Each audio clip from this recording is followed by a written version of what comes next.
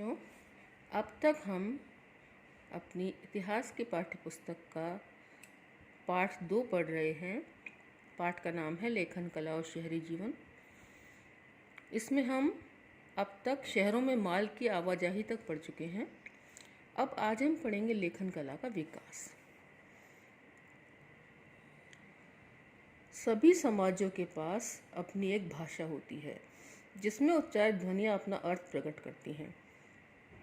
अब आप जैसे देखते हो कि अलवर में हालांकि हिंदी भाषा बोलने वाले लोग बाग रहते हैं, लेकिन फिर भी हमारी मेवात की एक अलग भाषा है। जैसे आप हरियाणा में जाएंगे एक अलग भाषा मिलेगी, जैसे आप जयपुर में जाएंगे भाषा का थोड़ा रूप बदला हुआ मिलेगा। आप गुजरात में जाएंगे लोग गुजराती बोलते मिलेंगे, पंजाब में जाएंगे पंजाबी बोलते मिलेंगे। ऐसा नहीं है कि गुजरात में केवल गुजराती लोग ही गुजराती बोलते हैं। गुजरात में हर कास्ट का रहने वाला व्यक्ति गुजराती बोलता है। जिस तरह से अलवर में हर जाति का व्यक्ति जो है मेवाती भाषा बोलता है, लेकिन कुछ अपनी अपनी जातियों की अपनी भाषाएं भी होती है। जैसे पंजाबी लोग जो हैं वो अगर कहीं भी राजस्थान के या राजस्थान में या कर्नाटक में या कहीं भी रहेंगे तो वो अपनी पंजाबी भाषा का इस्तेमाल करेंगे। तो इस तरह से हर व्यक्ति की एक अपनी भाषा होती है और उसमें जो उच्चारित ध्वनियाँ उसका अर्थ प्रकट करती हैं।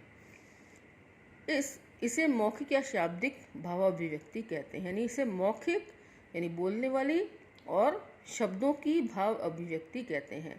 लिखना मौखिक भावाभिव्यक्ति से उतना अलग नहीं है जितना हम अक्सर समझ बैठते हैं। यानी हम जो बोलते हैं अक्सर वही चीज़ लिखते हैं। ये नहीं कि हम लिख कुछ और रहे हैं और बोल कुछ और रहे हैं। जैसे बैंगन है तो बैंगन को लिखेंगे भी बैंगन ही और बोलेंगे बैंगन ही। ये नहीं कि लिखेंगे आलू और बोलेंगे बैंगन। तो इस तरह से जाता है तो लिखेंगे जाता है, बोलेंगे भी जाता है।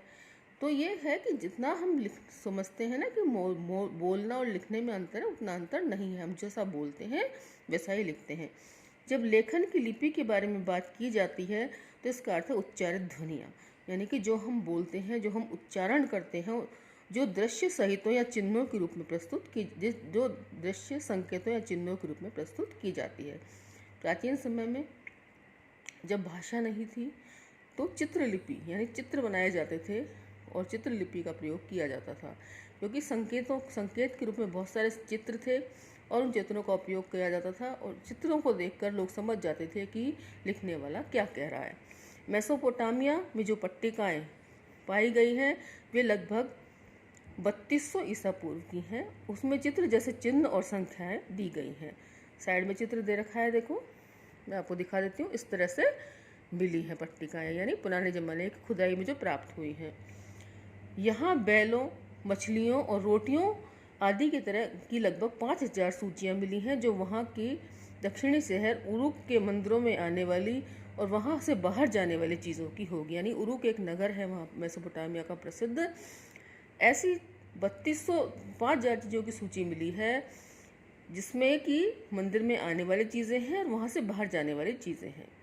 उरुक के मंदिरों में स्पष्ट लेखन कार्य तभी शुरू हुआ जब समाज को अपने लेन देन का स्थायी हिसाब रखने की जरूरत पड़ी। जब तक लेन देन का हिसाब रखने की जरूरत नहीं थी, लेखन कला का विकास नहीं हुआ। लेकिन जब समाज को जरूरत पड़ी कि भाई जो हम चीज़ दे रहे हैं हमें इतना याद नहीं रहेगा, अगर हम लिख कर रख लेंगे तो हमें चीज़ याद रहेगी। आपने सुना भी होगा कि जब कोई भी किसी व्यक्ति से कोई सामान लेता है, जैसे कोई उधार लेता है, नकद देता है तो व्यक्ति नोट नहीं करता, लेकिन अगर आप उधार सामान लाते हैं बाजार से, महीने में एक बार पैसा देते हैं, तो बनिया जो है आपका दुकान वाला जो है वो सामान उसको लिख लेता है। ऐसे दूध का हिसाब जो है वो महीने के महीने हम करते हैं, तो वो प्रतिदिन आपने जितना दूध लिया उसका हिसाब लिखता जाता है। तो हिसाब लिखने की ज़रूरत कब पड़ी? जबकि लेन देन होने लगा, क्योंकि शहरी जीवन में लेन देन अलग अलग समय पर होते थे, उन्हें करने वाले भी कई लोग होते थे और सौदा भी कई प्रकार के माल के बारे में होता था। कई तरह के माल के बारे में सौदा होने के कारण ये लेखन की कला प्रारंभ हुई। मेसोपोटामिया के लोग मिट्टी की पट्टिकाओं पर लिखा करते थे। गीली मिट्टी की पट्टिकाएं बनाई जाती थी, पट्टियाँ जैसी बनाई जाती थी। जैसे पुराने ज़माने में आपने देखा हो तो स्लेट होती थी, ऐसे गीली मिट्टी की पट्टिकाएं बनाकर उन पर लिखते थे। लिपिक कहते हैं जो लिखने वाले होते थे। आजकल लिपिक बाबूजी को कहते हैं, ऑफिस में जो बाबूजी होते हैं उनको लिपिक कहा जाता है, लेकिन उस जमाने में लिपिक उसको कहते थे जो लेखन कला का कार्य करते थे। लिपिक चिकनी मिट्टी को गीला करता था, फिर उसको गूंदकर और थाप कर एक ऐसे आकार की पट्टी का रूप दे देता था जिसे वह आसानी से अपने हाथ से पकड़ सके। ये देखो, इसमें पट्टियाँ ये दिखा भी रखी हैं। वह सावधानी पूर्वक उसकी सतहों को चिकना बना लेता था।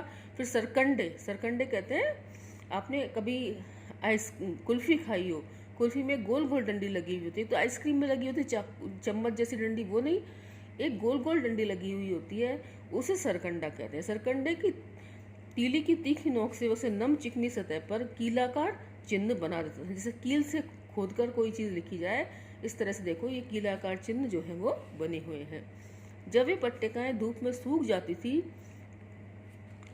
और पक्की हो जाती थी और वे मिट्टी के बर्तनों की तरह मजबूत हो जाती, जिस तरह जब वे धूप में सूख जाती थी और पक्की हो जाती थी तो वो भी मिट्टी के बर्तनों की तरह मजबूत हो जाती थी। जब उन पर लिखावा को हिसाब, जिस धातु के टुकड़े सौंपने का हिसाब असंगत या गैर जरूरी हो जाता था तो उस पट्टिका को फेंक दिया जाता। जब क्या है,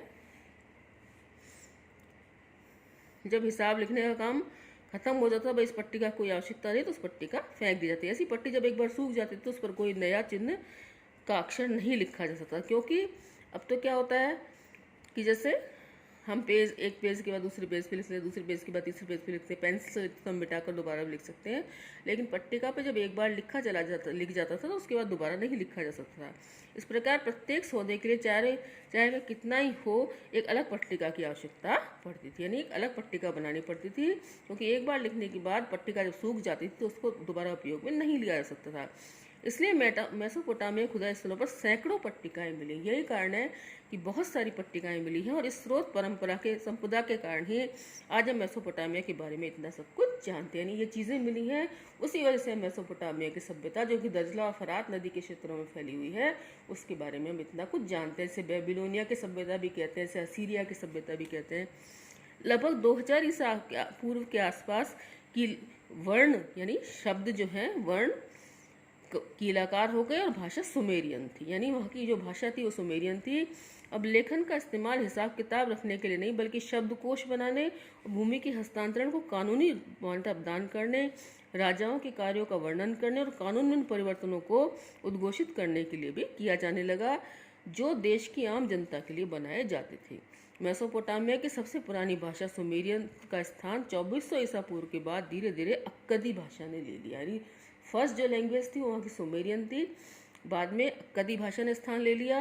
अक्कदी भाषा में कीलाकार लेखन का रिवाज ईस्वी सन की पहली शताब्दी अर्थात 2000 से अधिक वर्षों तक चलता रहा। लेखन प्रणाली, जिस ध्वनि के लिए कीलाक्षर या कीलाकार चिन्ह का प्रयोग किया जाता था वह एक अकेला व्यंजन स्वर्ण नहीं होता, जैसे अंग्रेजी में वर्णमाला एम या ए, लेकिन अक्षर होते थे। इस प्रकार मेसोपोटामिया के लिपिक को सैकड़ों चिन्ह पढ़ने पड़ते थे और उसे गीली पट्टी पर सूखने से पहले लिखना होता था। लेखन कार्य के लिए बड़ी कुशलता की आवश्यकता होती थी, इसलिए लिखने का काम अत्यंत महत्वपूर्ण माना जाता था। इस प्रकार किसी भाषा विशेष की ध्वनियों को एक दृश्य के रूप में प्रस्तुत करना एक महान भौतिक उपलब्धि माना जाता था। अब है बात साक्षरता की, यानी पढ़े लिखे लोग कितने थे, साक्षरता कितनी थी, कितने लोग पढ़ना लिखना जानते थे। मेसोपोटामिया के लोग बहुत कम पढ़ लिख सकते थे। न केवल प्रतीकों या चिन्हों की संख्या सैकड़ों में थी, बल्कि वे कहीं अधिक पेचीदा मतलब कठिन थे। अगर राजा स्वयं पढ़ सकता था तो वह चाहता था कि प्रशस्तिपूर्ण अभिलेखों में उन तथ्यों का उल्लेख अवश्य किया जाए।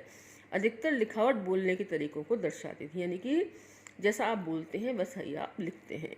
एक अधिकारी द्वारा राजा को लिखा गया पत्र उसे पढ़कर सुनाया जाता था, इसलिए उसकी शुरुआत इस तरह की जाती है, मेरे अमुक मालिक को उसका अमुक सेवक निवेदन करता है, मुझे सौंपे गए काम को मैंने पूरा कर लिया। यानी पहले मालिक का नाम, मालिक को संबोधित करते हुए फिर सेवक का नाम, इस तरह से लिखा जाता था।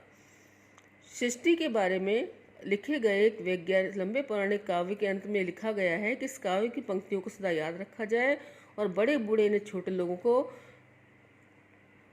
छोटों को पढ़ाएं। बुद्धिमान विद्वान लोग इन पर चर्चा करें। पिता इन्हें अपने पुत्रों के लिए बार बार दोहराए।